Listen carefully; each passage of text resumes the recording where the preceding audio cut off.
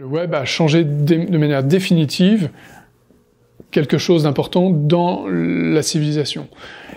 Simplement, là, il y a une accélération avec les cryptos parce que, en fait, elles sont une nouvelle étape de l'Internet et elles s'attaquent à des choses encore plus cruciales pour nos systèmes politiques qui sont liées au pouvoir politique assis sur le pouvoir financier et monétaire. Donc, effectivement, c'est une période importante, c'est une période qui est en train de devenir révolutionnaire de ce point de vue-là, sans les problèmes, sans les maux de la révolution.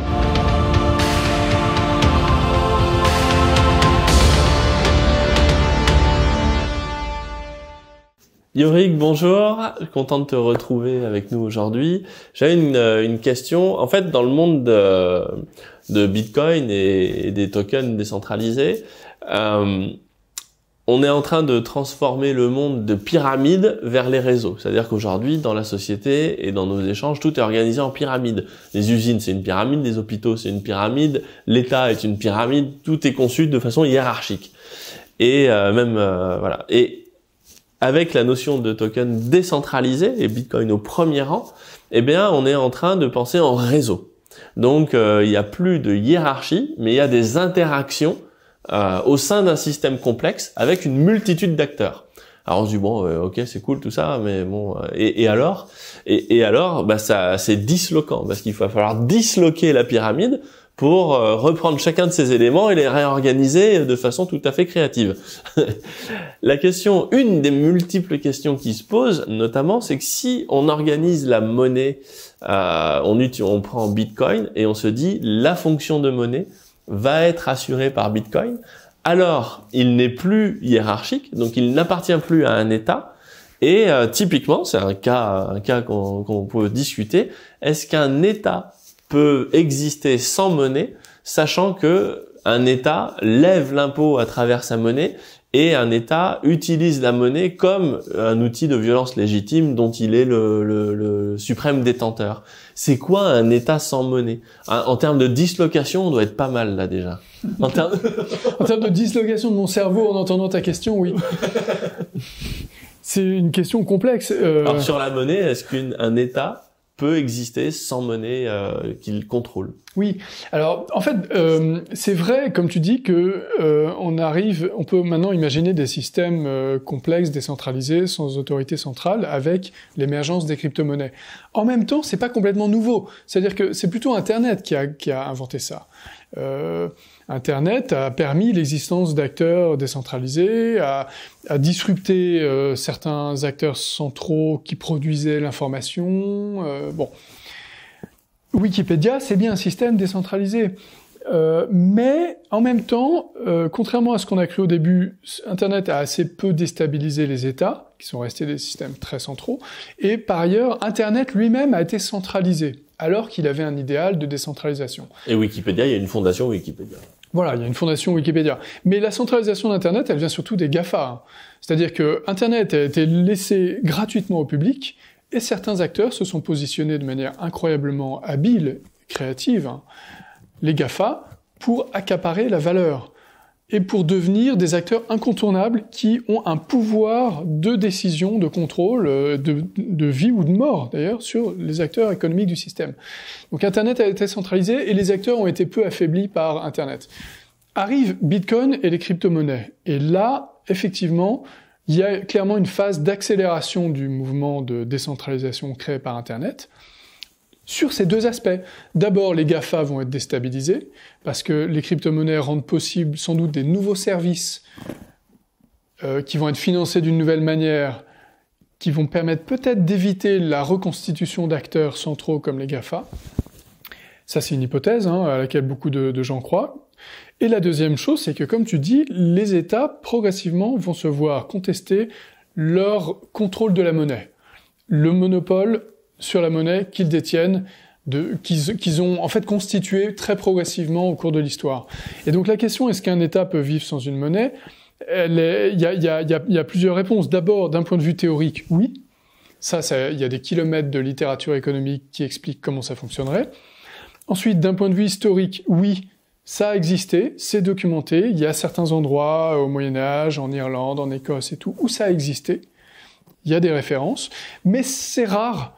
Pourquoi ? Parce qu'en fait, partout, à toutes les époques, les États ont toujours essayé de s'approprier cette institution qu'est la monnaie. Oui, mais... Parce que ça leur donnait du pouvoir. Oui, et puis est-ce que ça marche ? C'est comme les poissons volants, ça existe, mais ils sont pas nombreux. Alors, il y a deux versions en fait pour interpréter comment ça s'est passé. Il y a une version favorable aux États et une version défavorable aux États. Et en fait, cette double analyse, on la retrouve à chaque étape de l'histoire. La version favorable aux États, elle consiste à dire, dans le domaine monétaire, il y a beaucoup de désordre si l'État ne s'en occupe pas un petit peu. S'il n'impose pas des règles, éventuellement s'il régule pas à outrance le secteur bancaire, et si même il va pas instaurer un monopole de la monnaie. Et s'il le fait, eh bien, ça rend possible une économie plus prospère, etc. Donc ça, c'est la version favorable aux États et aux banques centrales. Et il y a une version défavorable qui dit, il y a beaucoup de désordre dans l'économie et dans le monde financier et dans le monde monétaire. Ces désordres, d'ailleurs, augmentent, puisqu'il n'y en a jamais eu autant... il n'y en a jamais eu plus dans l'histoire de l'humanité qu'au XXe siècle. Ces désordres augmentent et ils sont créés par quoi ? Par les États. Ils sont créés par les manipulations des États sur la monnaie, sur les systèmes financiers, manipulations qui sont faites au nom de l'intérêt général officiellement, mais qui en fait sont faites surtout pour avantager les États et leurs alliés dans le système. Et donc, on peut même appliquer ce raisonnement à l'existence même d'une banque centrale. Donc en fait, choisis ton camp, camarade. Selon l'interprétation que tu retiens, tu vas pas avoir le même regard sur l'émergence des crypto-monnaies. Tu vas estimer soit que les crypto-monnaies sont un danger majeur pour la stabilité de l'économie, et qu'il faut que l'État les régule autant que possible, voire même les détruise et crée ses propres crypto-monnaies, ou tu vas te dire, les crypto-monnaies ne sont pas créées par miracle, elles sont créées pour répondre à des désordres. Ces désordres viennent des manipulations de la monnaie par les États. Et plus on diminuera le pouvoir de l'État sur la monnaie, mieux ce sera. Donc voilà, il y a deux interprétations complètement opposées.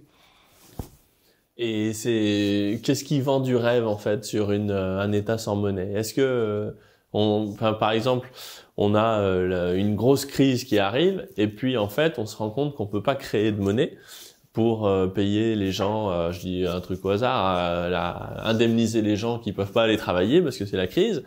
Et du coup, la seule solution que l'État a, c'est de lever de l'impôt directement, en fait, pour arriver à financer ces gens-là pour les aider. Oui, mais ça dépend un peu aussi, qu'est-ce qui a créé la crise ?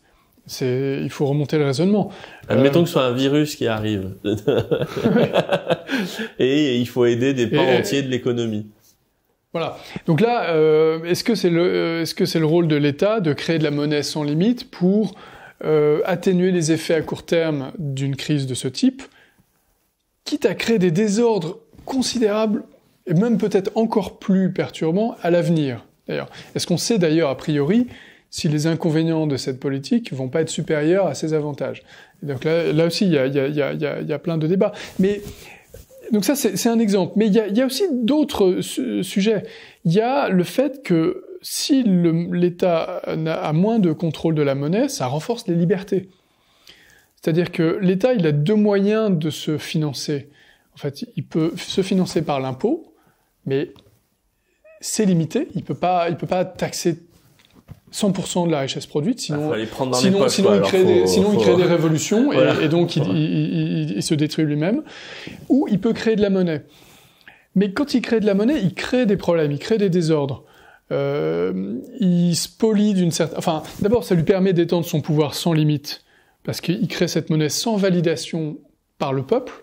C'est exactement ce qui se passe en ce moment. L'électeur ne décide pas de la politique monétaire. Et donc l'État peut augmenter son pouvoir sans limite, sans résistance, alors que la résistance à l'impôt est en fait une résistance démocratique saine. Et si l'État peut augmenter son pouvoir sans limite, ça veut dire qu'il peut faire des guerres sans limite. La Première Guerre mondiale a été rendue possible parce que les États ont fait sauter le verrou de l'État War qui les empêchait de créer de la monnaie sans limite. Ils ne pouvaient pas financer la Première Guerre mondiale en prélevant des taxes à 100%. C'était pas possible. Donc il a fallu qu'ils créent de la monnaie sans limite. L'étalon or les empêchait de faire ça. Ils ont donc fait sauter l'étalon or. Avec le désastre civilisationnel unique que ça a produit. Et même à l'époque contemporaine, il y a certaines guerres, on peut penser à la guerre du Golfe, qui n'auraient pas pu être financées seulement par l'impôt. Elles ont été financées parce que l'État a un pouvoir de contrôle de la monnaie. C'est un pouvoir qui est très complexe, très sophistiqué, parce qu'il est délégué aux banques commerciales, par l'intermédiaire du crédit, etc. Mais ça reste un pouvoir qui repose sur une forme de monopole. Donc, si on retire ce pouvoir, déjà, on assainit une partie du fonctionnement de la société en faveur de la liberté, en faveur de la civilisation. C'est quelque chose de sain d'un point de vue philosophique. Et puis après, il y a tous les raisonnements économiques. Ça va sans doute créer moins de cycles économiques. Ça, c'est l'analyse des Autrichiens. Hayek a eu le prix Nobel d'économie en 1974 pour cette analyse.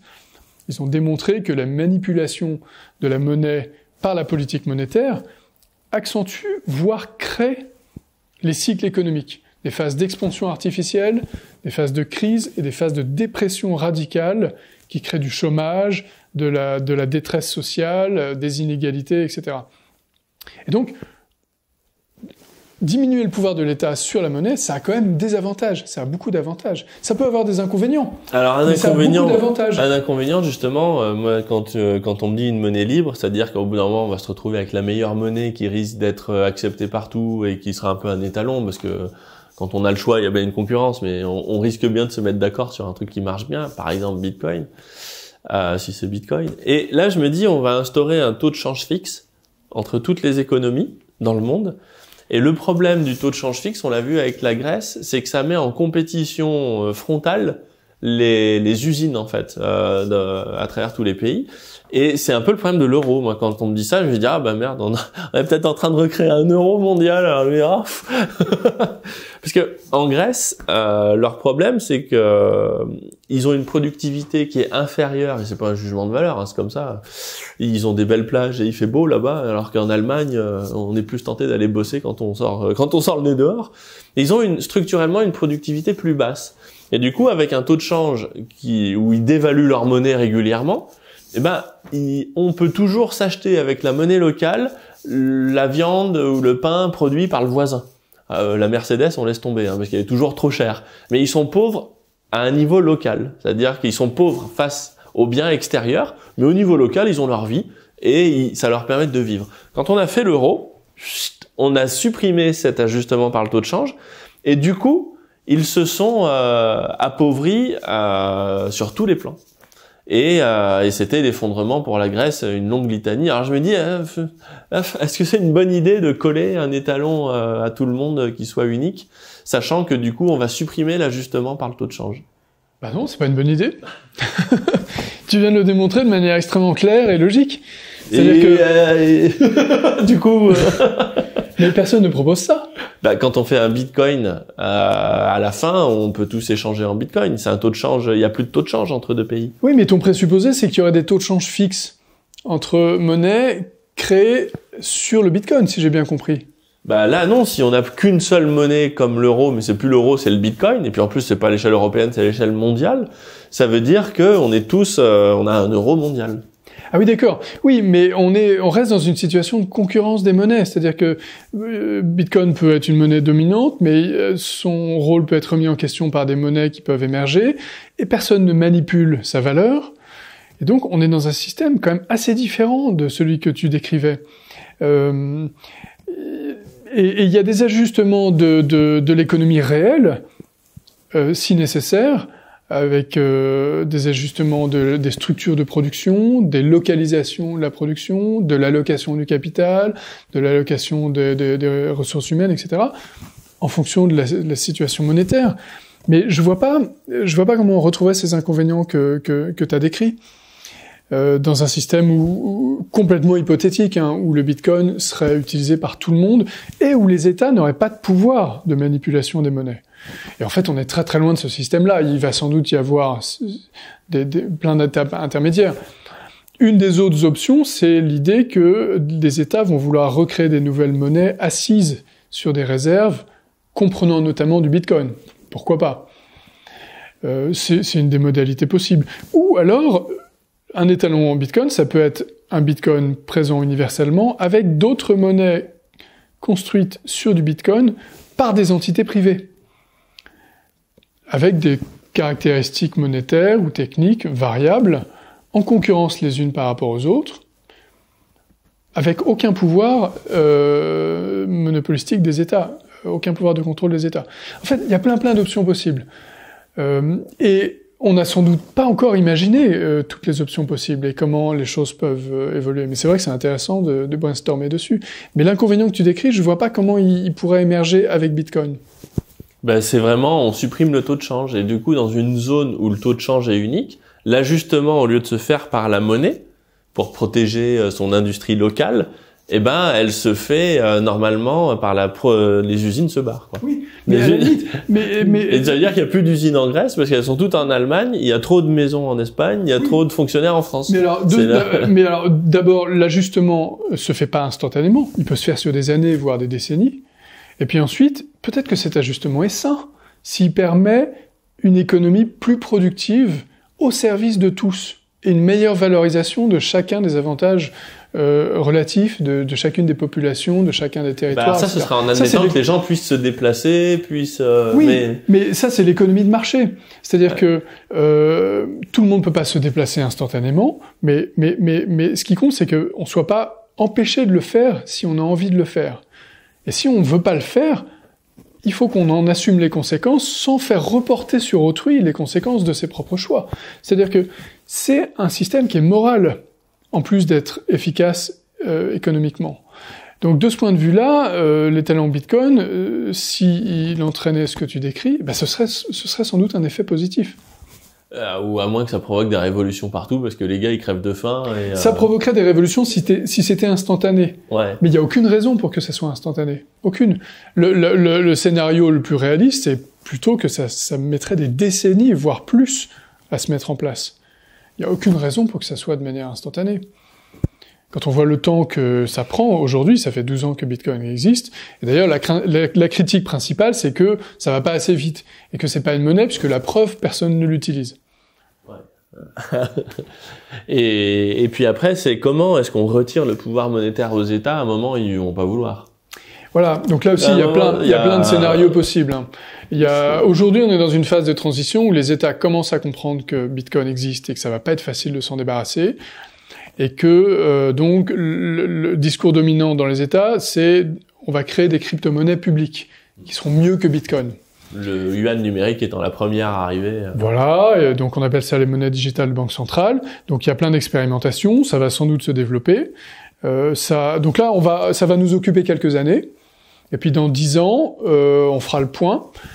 Et un des scénarios possibles, c'est que ces projets auront été des échecs et auront fait de la publicité pour Bitcoin. C'est un scénario possible.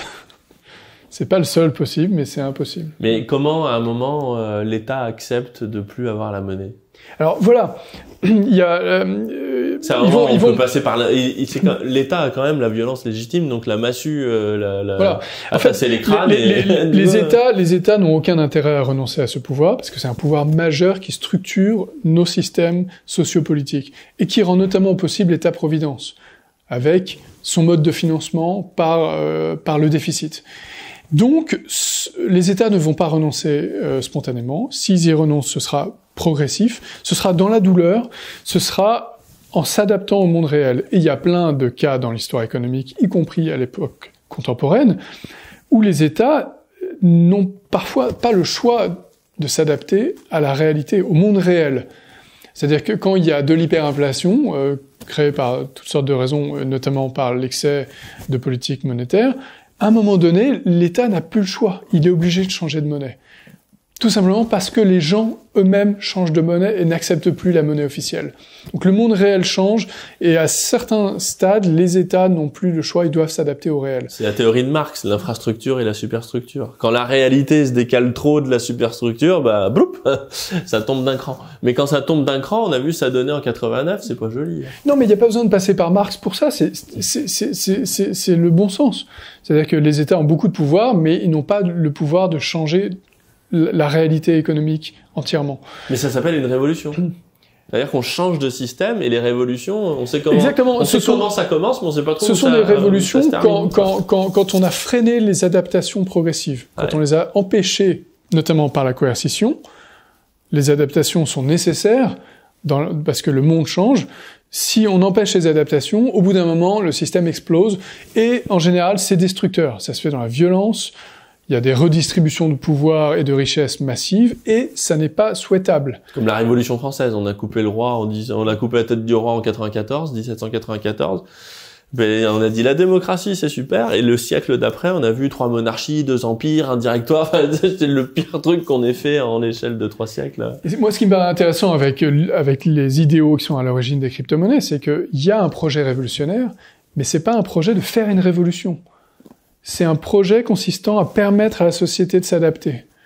On crée un truc, il se développe, on l'impose à personne, il a des effets bénéfiques, il peut créer des problèmes, mais les ajustements se font progressivement et on assume que ça prend du temps. On assume que ça puisse prendre des décennies si nécessaire. Et c'est pour ça que les critiques consistant à dire bah alors votre truc existe depuis 12 ans et oui, c'est pas déjà mondial et universel. En fait, ces critiques sont hors sujet. Elles ne comprennent pas la manière dont se développent ces systèmes, les idéaux fondateurs de ces systèmes. Ces systèmes sont des systèmes révolutionnaires qui ne proposent pas une révolution soudaine et violente. Et c'est là où effectivement on peut se dire que ça va mieux se passer que les fois d'avant, quoi, en termes de révolution. Parce que on peut se dire bon allez, ça va se faire progressivement. Je suis pas sûr de ça. On peut tout imaginer. On peut très bien imaginer que les États résistent autant que possible et créent des tensions par cette résistance, et que ces tensions ensuite elles-mêmes créent du désordre qui serait pas bénéfique. Évidemment, on en imputerait la cause aux crypto-monnaies, mais ce serait sans doute pas correct. Donc en fait, on vit des temps révolutionnaires et on ne sait pas ce que ça va donner. Voilà. Et alors c'était déjà le cas avec le web. Le web a changé de manière définitive quelque chose d'important dans la civilisation. Simplement, là, il y a une accélération avec les cryptos parce que, en fait, elles sont une nouvelle étape de l'Internet et elles s'attaquent à des choses encore plus cruciales pour nos systèmes politiques qui sont liées au pouvoir politique assis sur le pouvoir financier et monétaire. Donc, effectivement, c'est une période importante, c'est une période qui est en train de devenir révolutionnaire de ce point de vue-là, sans les problèmes, sans les maux de la révolution, mais avec déjà une transformation qui est en train de s'enclencher. On en est juste au début. C'est encore assez imperceptible, en fait. Mais j'ai l'impression que c'est enclenché. Et plus, effectivement, ça va progresser, et plus ça va créer des débats, des contestations, des inquiétudes, des questions. Ça, c'est certain. Eh ben, merci beaucoup.